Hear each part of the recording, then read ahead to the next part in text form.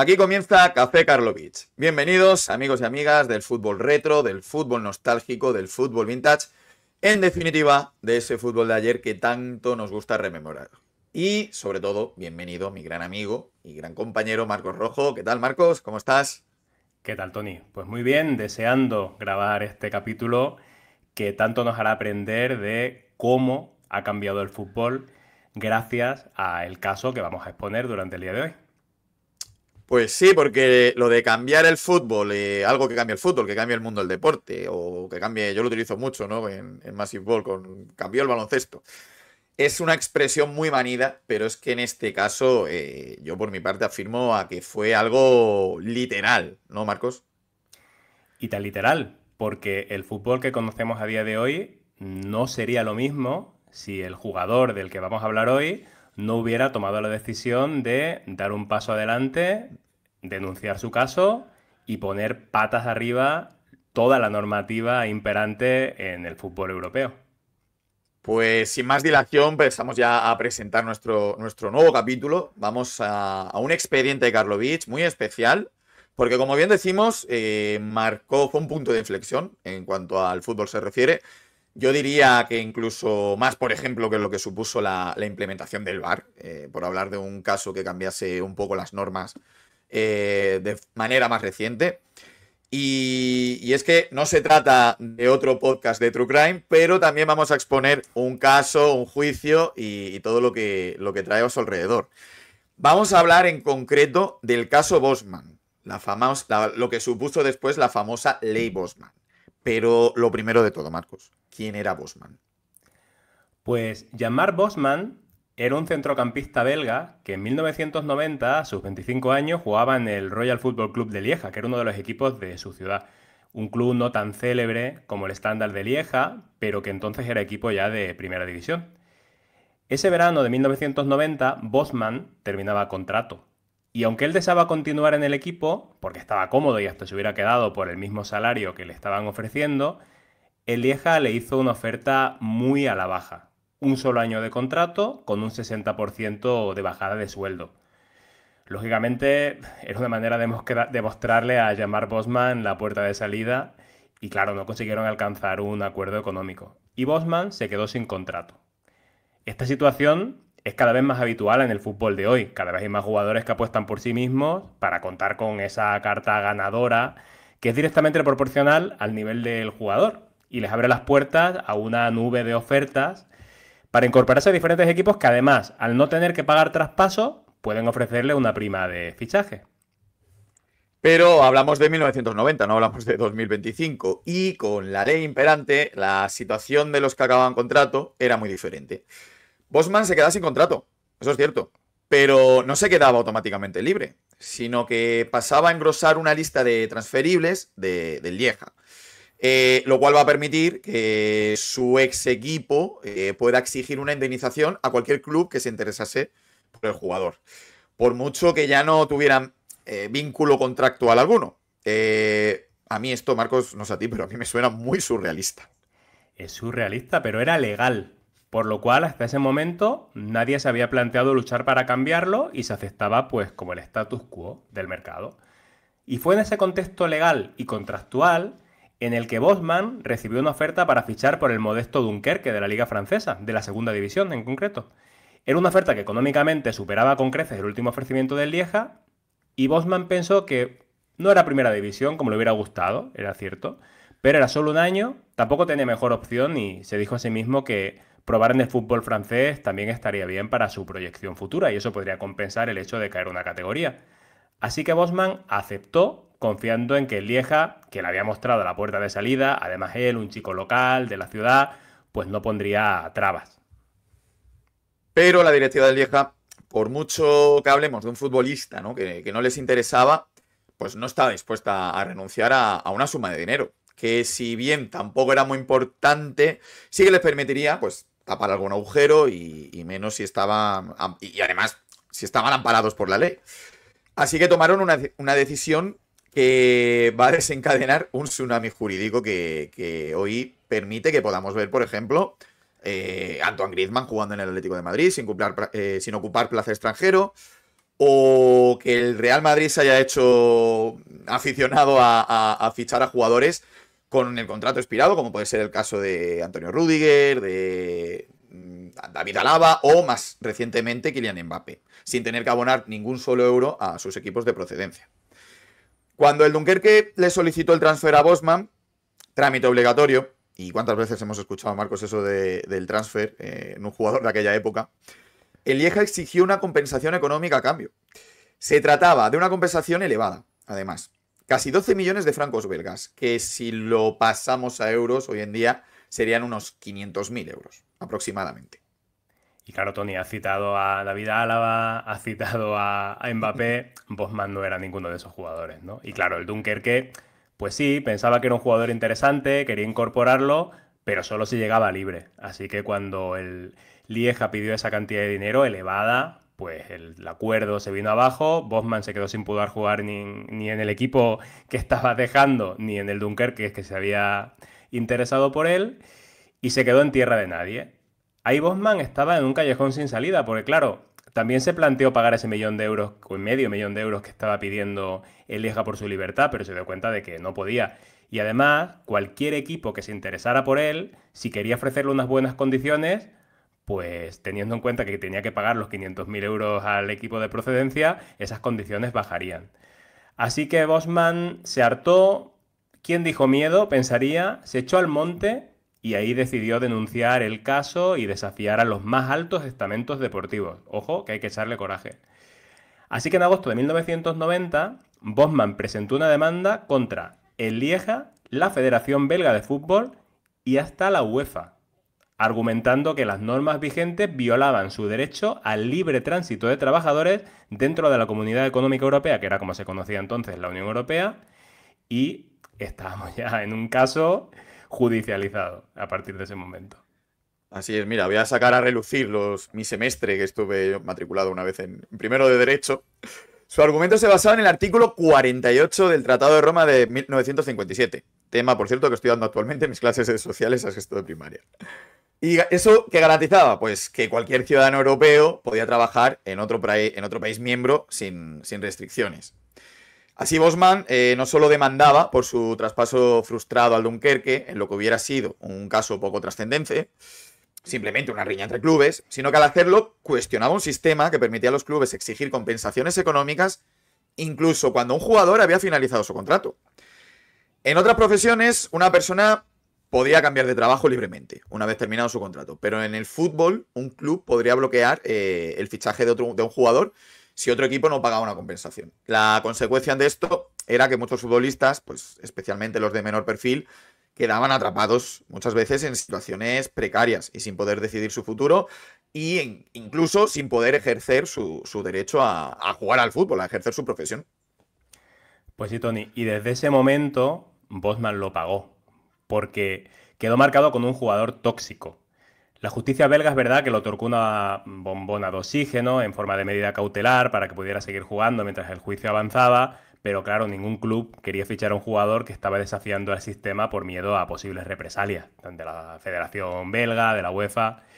Así que, de facto, quedó vetado del fútbol profesional sin necesidad de que hubiera ninguna sanción oficial por esa rebelión que había encabezado.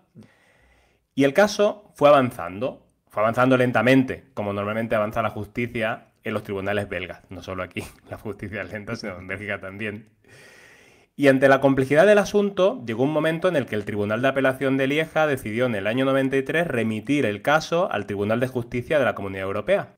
Y fue este tribunal quien determinó si las normas de la UEFA y la FIFA violaban el derecho comunitario. Una vez con el caso en Luxemburgo, no el entrenador, Si no, ya la capital y país.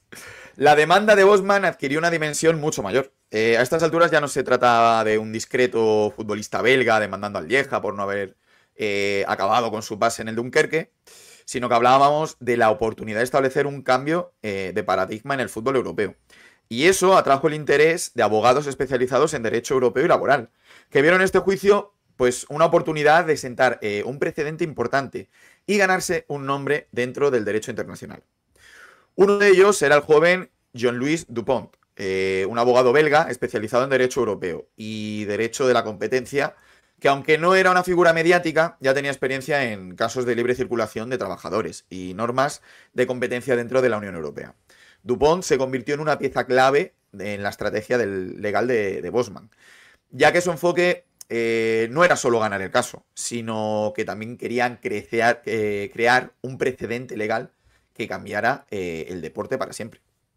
Pues sí, Tony, porque llegados a este punto, el caso ya se convirtió en un mediático enfrentamiento entre dos visiones del fútbol, cada uno mirando por sus intereses, claro.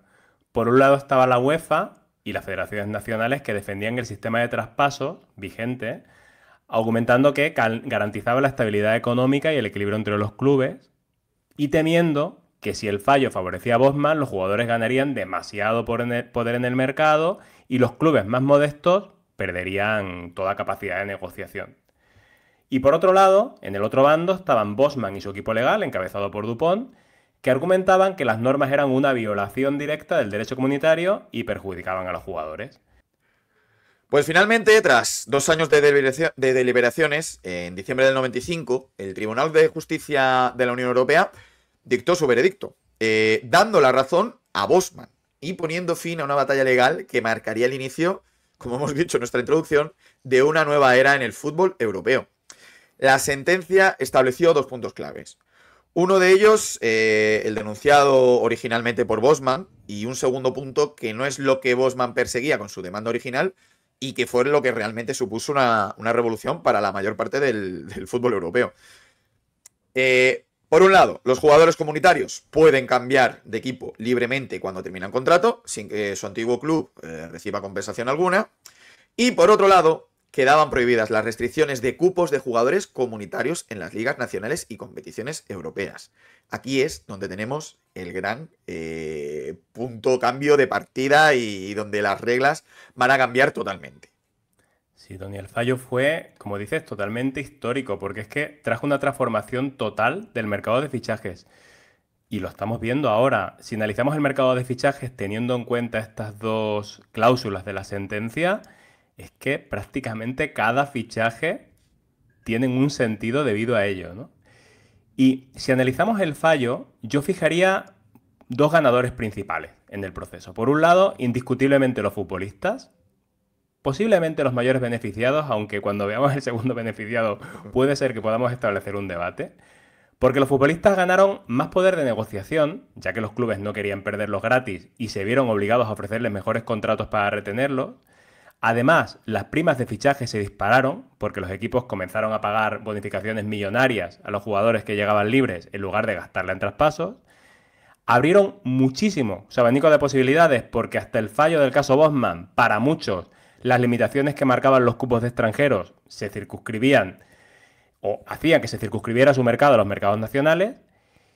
Y yo creo, fíjate, Tony, yo no sé qué opinas tú, yo creo que este cambio benefició especialmente a los futbolistas de nivel medio y bajo, porque los jugadores de nivel alto igualmente tenían ese poder de negociación, pero los futbolistas de un nivel más bajo. Sí, bueno, solo hay que ver, ¿no? Hoy día la cantidad de jugadores españoles que en vez de estar jugando en una primera, segunda, tercera ref, nutren los equipos de primeras divisiones europeas en ligas menores, puede ser Liga República Checa, Liga Lituana, Liga Rumana, pero bueno, al final tienes aspiraciones incluso de si das en un buen equipo, ¿por qué no participar en competiciones europeas? Exactamente, se ha abierto muchísimo el abanico de opciones para casi cualquier jugador. Y cuando he dicho que no tenía del todo claro que los jugadores fueran los máximos beneficiados, es porque también entran en juego los agentes. Ojo. Los agentes ya existían antes del mercado, o sea, del caso Bosman. pero eran mucho menos relevantes porque los traspasos eran negociaciones entre clubes, no entre jugadores y clubes, y los contratos solían renovarse o rescindirse según la voluntad del club, y los jugadores rara vez podían forzar un traspaso, y al no existir la figura del jugador libre, en el sentido actual, los agentes no podían exigir esas grandes comisiones que siguen ahora por mover futbolistas. Porque las cifras más altas se movían precisamente entre clubes para los pagos de los traspasos.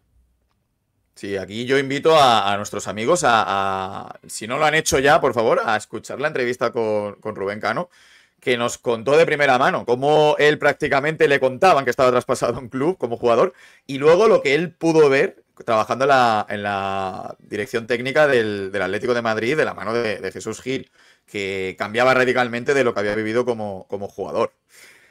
A partir del fallo Bosman, los jugadores que terminaban contrato pues dejaron de ser mercancía de los clubes, como bien has comentado, Marcos, y se convirtieron en activos negociables por sí mismos. Esto llevó a que los agentes se convirtieran en los verdaderos arquitectos de los fichajes, cobrando enormes sumas por su papel en las operaciones. Pues llegaron nuestras amigas las comisiones ya, y se dispararon.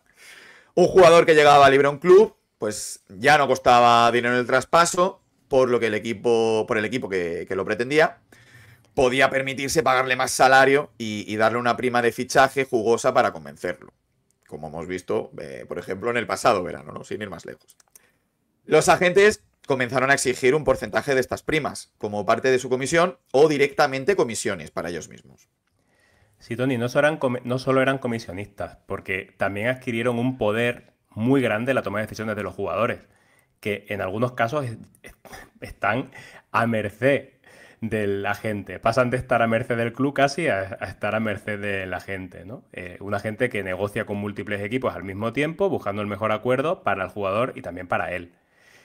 Ahí, en ese punto, fue, en el punto del fallo del caso Bosman, fue cuando empezaron a surgir, aunque no fue el punto de inflexión, sino que este llegó un poquito más tarde, los que conocemos como los superagentes, que eran aquellos que con acceso privilegiado a los clubes más grandes eran capaces de influir en múltiples operaciones al mismo tiempo. Y los jugadores con agentes poderosos comenzaron a recibir mejores contratos. Vamos, que con una sentencia judicial, pues fichar a un jugador libre pasó de ser una negociación entre clubes a ser una suerte de subasta montada por el representante de turno, que en caso de victoria, pues eso conllevaba pagar una prima de fichaje y una comisión. Esto es algo que a mí me parece básico destacar, porque creo que siempre que pensamos en la ley Bosman nos viene a la cabeza la posibilidad de fichar a comunitarios sin que ocupen plaza de extranjero y no tanto por el paradigma en el mercado.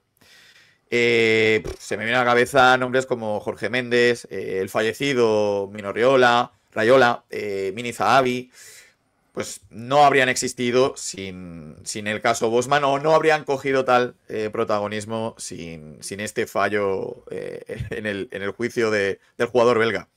Casi 30 años después del fallo, vemos que el fútbol ha cambiado enormemente. Vemos, sobre todo en los últimos 10 años, un creciente poder a los jugadores sobre los clubes. Pero eso no pasa en exclusiva en el fútbol, también pasa en la NBA. Los jugadores pues cada vez controlan más sus destinos, montándose prácticamente equipos casi a su antojo. Sí, de hecho en la NBA la verdad es que se está convirtiendo cada vez más en una liga de jugadores que cuando tienen el capricho de moverse se acaban saliendo con la suya, ¿no? Eso lo sabes Aunque, tú incluso mejor que yo. aunque no Doncic, precisamente. Y Tony, a mí lo que me apena de este caso, porque, oye, lo que estamos viendo hasta ahora beneficia a los jugadores, no me parece mal tampoco, en el fondo son los protagonistas del mercado, ya no me hace tanta gracia que los agentes también se lucren, ¿no? Con este mercadeo. Pero lo que sí que me apena es que es muy complicado, por no decir imposible, ver un equipo fuera de un grupo de equipos tops, que bueno, todos podríamos listar, sacar una generación que pueda competir en Europa de verdad contra los grandes. Por lo cual gestas como la del Steaua del 86, la de la Estrella Roja del 91, se antojan poco menos que imposibles, diría. La última, ya fronteriza, la última gesta de la que podemos tener memoria, es la Champions del Ajax de 1995, por ejemplo. No sé qué te parece. Sí, yo, a ver, que no se entienda mal, que obviamente coincido contigo en que esto es algo que es positivo. De hecho, sin esta normativa vigente de libre circulación, no estaríamos haciendo este podcast porque tú y yo no nos podríamos haber conocido en un país que no era España, que era Alemania, estudiando y trabajando libremente, ¿no? Entonces, obviamente no podemos estar en contra de esta norma. Pero, y que no se entienda mal ni a modo de discriminación, para mí, pues también algo de esencia de fútbol, pues se ha perdido, ¿no? Ya un equipo alemán, inglés, podemos cambiar sus alineaciones y no notaríamos mucho la diferencia, ¿no? Son selecciones supranacionales con los mejores jugadores del mundo, hasta el punto que los torneos de selecciones, para mí, bajan el nivel con respecto a los grandes torneos de clubes. Algo que no sucedía hace tantos años. O bueno, a lo mejor algunos años sí que han pasado, Igual ¿no? sí, ¿eh? Igual ya han pasado varios, Igual, ¿eh? desde los 30 años esos, ¿no? De la volea Zidane ya nos hemos quedado marcados. Pero bueno, creo que es una maniobra curiosa de ver, ¿no? Qué efectos inmediatos trajo la sentencia en materia de fichajes. Por un lado, comienzan los super equipos que conocemos hoy en día. Pero por otro, veremos que fue un efecto llamada de jugadores algo sospechosos o llamémoslo pufos cariñosamente, que desembarcaron en equipos de otros países aprovechando la apertura de las fronteras.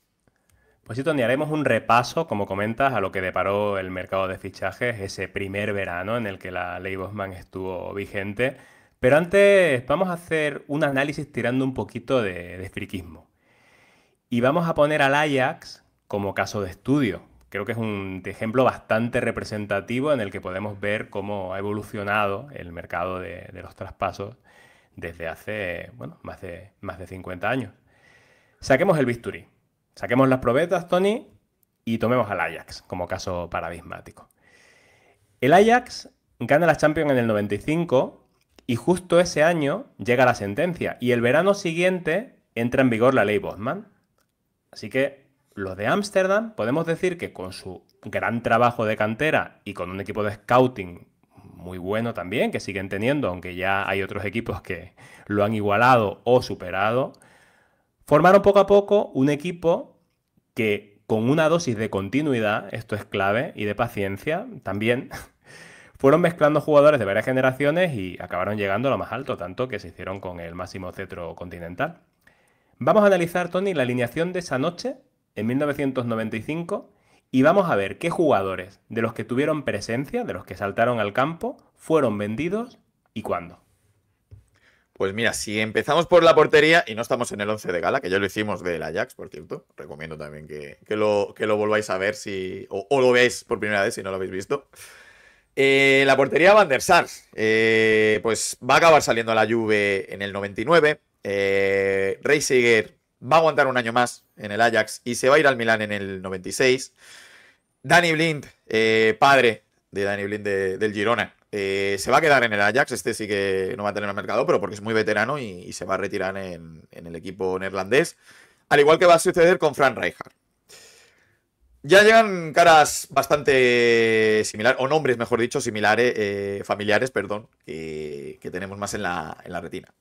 Frank de Boer y Ronald de Boer. Los hermanos se van a ir al Barcelona en el 98.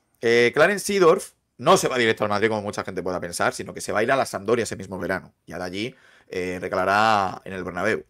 Edgar Davis se va a ir al Milán en el 96. Jari Litmanen va con un año después del desembarco de los hermanos de Boer, llegará a la ciudad condal, al Fútbol Club Barcelona, en el 99. El gran Fini de George se va a ir a Heliópolis, al Betis, en el 96. Mark Overmars al Arsenal, en el 97. Canu al Inter, en el 96. Y Patrick Kluivert también se va a ir al Milán en el año 1997. Es decir, que en 4 años ya no va a quedar nadie. La primera reacción nos lleva a pensar, pues, que es una relación causa-efecto. Pero, Marcos, ¿podemos asegurar que esto lo provocó la ley Bosman y que sin ella este bloque se hubiera mantenido? Retrocedamos 20 años más atrás y vayamos a la primera época ganadora del mismo club, del Ajax, la de los 70, en la que veremos que, como pasó en los 90, pues fueron creando un equipo potente sin que los equipos más ricos de Europa los molestaran. Pues mira, Tony, sin prejuicios, si vamos a la alineación titular de la última de las 3 primeras Copas de Europa, la que ganan a la Juve, que es cuando creo que tenían mejor equipo. No vamos a listarla, pero ¿qué tenemos? Pues que de esa alineación, en los siguientes 4 años, haciendo la analogía con el análisis que acabas de hacer, salen 6 de los 11 jugadores titulares. Neskens y Cruyff se van al Barcelona, Ari Hahn se va a Bélgica a hacer carrera allí, Johnny Rep sale al Valencia, Gary Muren sale al Betis y Blankenburg sale al Hamburgo. Vamos, que las estrellas como Cruyff, los grandes jugadores como Neskens, pues ya se movían en esta época. Es cierto que no se movían todos los que destacaban, porque Surbier, Kroll, Hulshoff, Kaiser eran jugadores de primera línea europea y se quedaron casi toda su carrera, o toda en algunos casos, en el Ajax. ¿Y alguien duda que con la ley Bosman, o aún más en la actualidad, no hubieran salido automáticamente en unos pocos años hacia Italia, Inglaterra o España? Pues creo que no hay dudas. Pero viendo este ejemplo, tampoco las hay de que no se pasó con la ley Bosman de 0 a 100. Vamos ahora al siguiente gran Ajax, al del 87, con un mercado creciente respecto a los 70, ya se movía bastante más. Tras la victoria en la Recopa salieron de inmediato Rijkaard y Van Basten, que serían el equivalente a Cruyff y Neskens, incluso por posición en el campo y nivel, podríamos decir. En unos años, el resto de los más destacados, como Van Schip o Aaron Winter, acabaron saliendo igualmente, como lo habían hecho Hahn o Rep. Y ya hasta jugadores de segunda fila como Sonny Silou o Frank Verlat hicieron las maletas para jugar en equipos europeos. Iba bajando el nivel de los que salían y todavía no había ley Bosman. Y es que lo que vemos, Tony, con este ejemplo es que con y sin ley Bosman, a partir de los 70, los jugadores de los equipos de ligas secundarias se iban moviendo hacia otras ligas. Las estrellas salen igualmente, suelen aguantar bastante poco en los equipos en los que triunfaban, y los futbolistas del segundo escalón pues siempre se han movido. Es verdad que de manera creciente con el paso de los años al aumentar el cupo de extranjeros en las diferentes ligas, pero siempre se han movido. Y probablemente son los jugadores de tercera fila los que más se han beneficiado, como comentábamos antes, del paso del tiempo, hasta llegar al pleno que hemos visto en el año 95. Pero fíjate, Tony, yo creo que los efectos reales de la ley Bosman tardaron un poquito más en verse, fuera del boom de los primeros mercados, y que es ahora cuando vemos realmente las consecuencias. Pues sí, puede ser, y eso lo podemos apreciar, por seguir el hilo conductor, ¿vale? Con el Ajax. El último Ajax que fue, digamos, mínimamente relevante en Europa. El de la Champions de 2019, con Ten Hag, ese entrenador tan querido por los aficionados del United en el banquillo. Sí, totalmente. En esa edición se mostraron muy fuertes. Eliminaron al Madrid. Gran momento aquel. Y acabaron jugando las semifinales frente a Tottenham y toda Países Bajos. De ese Ajax, que ni siquiera llegó a la final, ya salieron ese mismo verano los jugadores más jóvenes. De Jong, De Ligt, Donny van de Beek, actualmente en las filas del Girona. Todos jugadores que probablemente hubieran necesitado pues algún año más de cocción, ¿no? que diría el bueno de Julen Lopetegui. Y que, ¿por qué no? Podrían haber saboreado las mieles del triunfo si hubieran seguido juntos algún año más, como los de los 70, 80 y 90. O no, porque es verdad que ninguno ha dado luego el nivel que se esperaba de ellos. Sí, no podemos tomarlo como ejemplo de una generación tan buena como las anteriores, porque creo que no llega a ser tan buena, pero es verdad que no se le dio tiempo tampoco para consolidarse a nivel europeo, ¿no? Un buen año, un año destacado de semifinales de la Champions ya sirve para que un equipo al completo se desmantele. Y ese, Tony, es el mayor efecto que yo aprecio. Es la cada vez mayor dificultad para que una generación madure en un equipo de los no considerados top sin producirse o sin que se produzca un éxodo absolutamente masivo, ¿no? Pero mira, Marco, vamos a ver desde otro prisma y vamos a dar el salto de Países Bajos, si te parece bien, a Inglaterra, a la Premier. Te voy a leer una noticia del diario AS de 15 de febrero de 2005, ¿vale? El titular dice así: un Arsenal sin británicos por primera vez en la historia. 6 franceses, 4 españoles, 2 holandeses, un alemán, un marfileño, un brasileño y un suizo, no estoy hablando de un chiste, conformaron la convocatoria del técnico francés Arsène Wenger frente al Crystal Palace. El técnico francés del Arsenal, Arsène Wenger, hizo historia este lunes al alinear un equipo sin futbolistas ingleses ni en el 11 titular ni en el banquillo en la victoria por 5-1 ante el Crystal Palace. No voy a leer toda la noticia, solamente voy a añadir al final que es verdad que había jugadores británicos, Ashley Cole estaba enfermo, Sol Campbell y Justin Hoyt están lesionados, Ryan Smith, un joven, y Stuart Taylor, que era el tercer portero, y Jermaine Pennant, que se fue a ceder al Birmingham, pues bueno, estaban todos indisponibles. Pero un club como el Arsenal, ya no estamos hablando en el 11, sino en toda la convocatoria. Torre de Babel, totalmente. Penan, ese jugador que pasó sin pena ni Sin gloria pena. por el Zaragoza, recordarás. Espero que no nos denuncie por este chiste. Pues sí, yo también lo espero. Y vamos a aprovechar este ejemplo para analizar el primer mercado, ya dejando el análisis más profundo de lo que supuso la ley, ¿no? Vamos a analizar el primer mercado tras la sentencia Bosman, que fue el de la 96-97. En ese mercado hubo jugadores que nunca hubieran salido de sus países, que llegaron a jugar en ligas de mayor nivel. Y ya no solo jugadores europeos, sino jugadores procedentes de Sudamérica que podían acreditar un pasaporte europeo.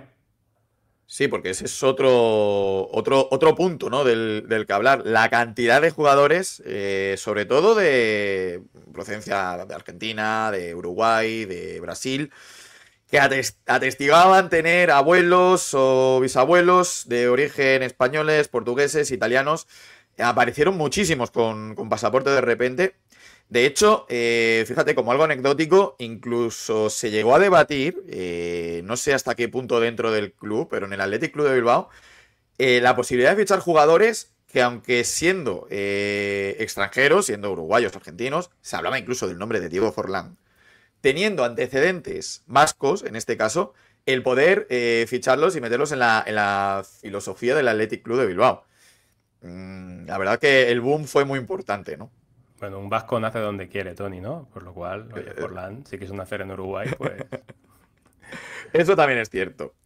Pero pues vamos a seguir viendo lo que ocurrió con estas ligas, ¿no? Porque podríamos coger como ejemplo cualquiera de las ligas más destacadas de Europa, pero por cercanía, Marcos, vamos a centrarnos en la nuestra. Vamos a ver la Liga Española y lo que ocurrió a raíz de este mercado ya con Ley Bosman. sí, Tony, vamos a analizar la Liga Española porque en el fondo es la que mejor conocemos y vamos a centrarnos, pues, en los equipos grandes de la Liga.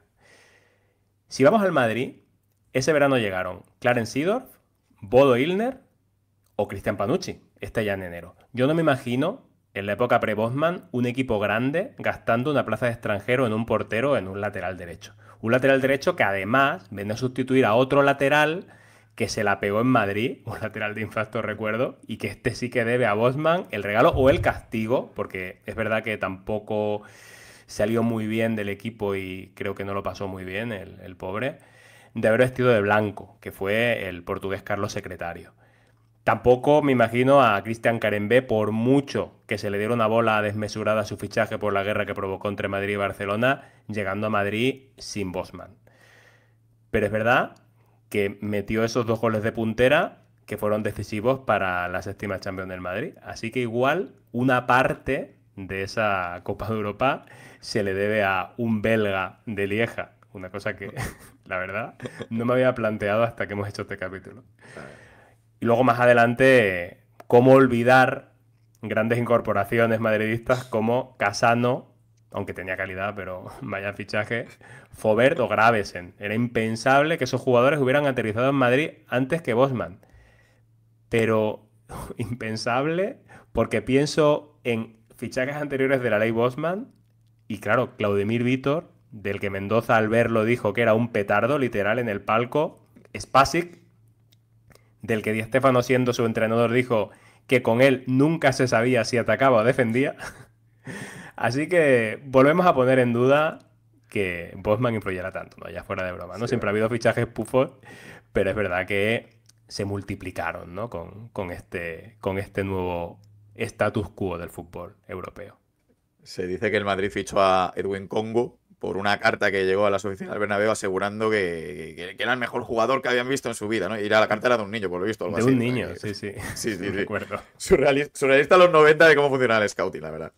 Pero bueno, que el Madrid no es el único, ¿eh? Oye, que aquí hay para todos. Vamos ahora al Barcelona. Aparte de los que hemos comentado anteriormente, pues bueno, de los jugadores del Ajax, llegaron en esos primeros años Vítor Bahía, Fernando Couto, Logan Blanc. ¿Lo habría hecho sin la ley Bosman? Pues probablemente no. Igual Bahía, que venía con mucha fama del Oporto. Y lo dudo, pero gastar una plaza de extranjero cuando solo había 3 en jugadores como Blanc o Couto. Pocos años antes tenían que hacer un descarte entre Koeman, Stoichkov, Romario y Laudrup. Que, ojo, cómo estaba el nivel. ¿Qué decir de lo que fue aterrizando después en Barcelona? Pues Frédéric Deu, Tristan Val, Dugarry, Richard Dutruel. Un poquito de escalofríos, da esto. Unos auténticos cracks, ¿eh? De Cristian Ball, ¡guau! Pedazo de centrales. Y Tony, en el Atleti tampoco te libras, ¿eh? Porque aquí tenemos material de pufo bastante importante. Es verdad que tardaron en reaccionar porque el primer mercado Bosman venían en la cresta de la ola, subidos al doblete, y fueron bastante conservadores en el mercado, pero la temporada siguiente ya se desquitaron, empezaron a verse los efectos. Alguno positivo, es verdad, como Christian Vieri, que se salió en la única temporada que estuvo de rojo y blanco, pero hay otros que realmente, desde luego, no dejaron tan buen sabor de boca como Vieri. Ojo al Beckenbauer brasileño con pasaporte italiano, Andrei Frascarelli, al que se acusaba de sobrepeso, bueno, se acusaba, tenía sobrepeso, y del que se decía que no paraba de comer bocadillos de atún. Y con proteínas. A escondidas. Por algo sería. Un Pablo Futre, que ya estaba de vuelta de todo, que, seamos serios, jamás hubiera llegado al Atlético de vuelta, de no ser porque no ocupaba plaza de extranjero y que apenas duró unos partiditos. Exacto. Y ya, tras el siguiente año, dieron un puño encima de la mesa, habían tenido una buena experiencia con Christian Vieri, así que vieron en el mercado de la Serie un caladero importantísimo y de garantía asegurada, y ficharon algunos cracks, que no sé del recuerdo que tienen de ellos, tampoco sé por qué no tienen una placa en el Metropolitano, pero que número: Michele Serena, Stefano Torrisi y Giorgio Venturín. Ahí es nada, Tony. Hall of Fame del Atlético. A ver, no tienen placa porque no llegaron a 100 partidos. De todas formas, he de apuntarte, fíjate, un par de cosas. Uno, el culpable es Arrigo Sacchi. Recordemos, temporada 98-99, el Atlético de Madrid firma a Arrigo Sacchi. Y esto es algo que también produjo la ley Bosman. Los entrenadores extranjeros, como hizo Van Gaal en Barcelona, como hizo en este caso Arrigo Sacchi en el Atlético, o como haría más tarde Rafa Benítez con los españoles en el Liverpool, pues se cogieron jugadores de su círculo de confianza, jugadores que ellos le tenían echado el ojo y que pensaban que podía funcionar, y se los llevaban a ese equipo de destino, dándoles ese color de nacionalidad que no era el del equipo al que llegaban. De todas formas, ya para cerrar, solo te digo, Michele Serena marcó un gol al Deportivo La Coruña en unas semifinales de Copa, lo cual nos clasificó a la final, que luego perdimos a la postre contra el Valencia de Mendieta en la Cartuja. Y André Frascarelli metió un gol al Racing de Santander que en la última jornada de la 96-97, que nos llevó a clasificación de Copa de UEFA, a la cual luego llegaríamos a las semifinales contra el Parma. O sea, bueno, fueron jugadores que aportaron. No hay por dónde coger ni a Torres ni a Venturín, también te digo igual. Ahí sacando pecho, Tony. Vale, los ficharía de nuevo, ¿no? A Andrei. Bueno, aportaron algo. Bosman, pues nos aporta un poquito. Forman parte de la historia del Atlético de Madrid. Y ojo, volviendo al Barcelona, Bogarde, Bolo Zenden. Desde luego, tampoco están para sacar pecho. Y bueno, yo creo que, Tony, nos podremos encontrar auténticas joyas y ya nos podemos a repasar el resto de los equipos. Creo que podríamos bucear por las plantillas de esa temporada y de las temporadas venideras y la verdad es que nos encontraríamos con auténticas joyas. Pero bueno, no vamos a hacer un programa de 3 horas, precisamente. Fíjate, yo antes de terminar, te voy a proponer un pequeño juego. Imagínate que de repente la ley Bosman, por un fallo a la hora de dictarlo, por lo que sea, se derroga. ¿vale? En un momento de fútbol ficción. ¿Con qué 3 extranjeros te quedas del Madrid actual? Del actual. Sí, ya no vale Ley Bosman, solo te quedan 3. Esto no estaba preparado, ¿eh? Para nada, ¿eh? Pues... Bueno, igual me quedo con... Mira, con Mbappé, me quedo ¿Mm? con Bellingham y me quedo con Courtois. ¿Serías capaz de formar un 11 con españoles solo con esos 3 extranjeros? Pero por nivel, ¿eh? Lo de Courtois. Igual estratégicamente por edad, no. Igual me quedaría Hombre, con pero Vini. no. Igual Yo me en el quedaría Atleti con me quedaría con Vinicius. Oblak, ¿eh? Te digo. O sea... Sí, porque creo que es una y posición muy difícil de cubrir y muy decisiva también. ahora, acabas de echar, te digo, para que estemos atentos, acabas de echar a Rudiger, acabas de echar a Valverde, acabas de echar a Modric, acabas de echar a medio Real Madrid realmente. Bueno, Valverde tiene nacionalidad española, ¿no? Ahí juego No, no, con no, no, eso. aquí no contamos. Bueno, Bueno, el pasaporte español siempre ha servido, eso no es de la ley bueno, bueno. Bosman. Eso es Ahí, cierto, eso es y cierto. Vinicius también tiene pasaporte español. Así que también jugaba con eso. Mira que me has intentado pillar, ¿eh? Y yo Uy, creo uy, uy. que me has hecho dudar, pero Creo que bueno, Vinicius lo mandabas a Arabia, me parece. bueno, tiene pasaporte español y nos lo quedamos. Bueno, bueno, bueno. Pues tras este pequeño apuro que hemos intentado aquí pillar a Marcos, que ha salido una vez más airoso, pues tenemos que ser justos y volver a nuestro protagonista, al mártir.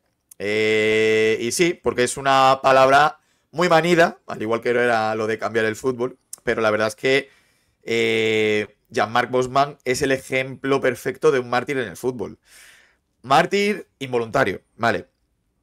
Incluso podemos discutir si lo utilizaron, pero sea como sea, sacrificó su humilde carrera por un bien mayor que beneficiaría a los futbolistas y agentes y perjudicaría a los clubes con la abolición de las indemnizaciones por traspaso y con la libre circulación de los futbolistas comunitarios. Sin duda, un personaje que merece un hueco en nuestro canal y merecía tener este protagonismo. Sí, Tony Mártir, mártir, porque él, desde luego, no ganó nada, estuvo 5 años siendo un apestado, ya cuando salió la sentencia habían pasado sus mejores años de fútbol, personalmente lo pasó muy mal, se acabó divorciando, es verdad que le dieron una indemnización, pero que le duró bastante poco en las manos. Desde luego, igual si hubiera aceptado la ley imperante y en lugar de Aldunkerque pues hubiera intentado irse a algún equipo, aceptado la oferta inicial del Lieja, ahora le iría mejor, sería menos famoso, pero probablemente desde el punto de vista personal le podría ir mejor o bueno, nunca lo sabremos, ¿no? Pero desde luego él no salió beneficiado para nada y sí, pues todo ese conjunto de agentes, todo ese conjunto de jugadores cracks que ahora se están haciendo de oro cobrando primas de fichaje. Igual creo que es la definición perfecta de lo que es un mártir. Y bueno, ya a modo de epílogo, no sé si recordarás, Marcos, el nombre de Las Diarra. Sí, cómo olvidarlo, claro. Pues puede que esto que estamos comentando, ¿no? Lo que cambió el fútbol en los 90, a lo mejor los Tony y Marcos de dentro de 30 años, tienen que comentar algo similar con el caso de Arra. Y es que, bueno, no vamos a empezar una segunda parte del programa, pero simplemente diremos que hay en tramitación una denuncia contra FIFA por tema de mercado, porque el jugador quería quedar liberado de un equipo sin tener que abonar ningún tipo de bonificación, al igual que uno se va de una empresa, pues es el caso que quería Diarra. Y digamos que se está cocinando a fuego lento, como ya sucedió en la ley Bosman. Dejaremos en nuestra caja de descripción un enlace a un artículo bastante bien detallando bien el caso para los curiosos. Pero bueno, lo que quiero decir, a lo que voy, que esto del fútbol no cambia y ya se queda así. Es un deporte vivo, en plena evolución, con cambios constantes y que nunca nos deja de sorprender. Sí, como hay un tupón que veis la posibilidad de, de ganar un juicio como el que se ganó con el caso de Bosman, que tiemble la FIFA y que tiemble la UEFA.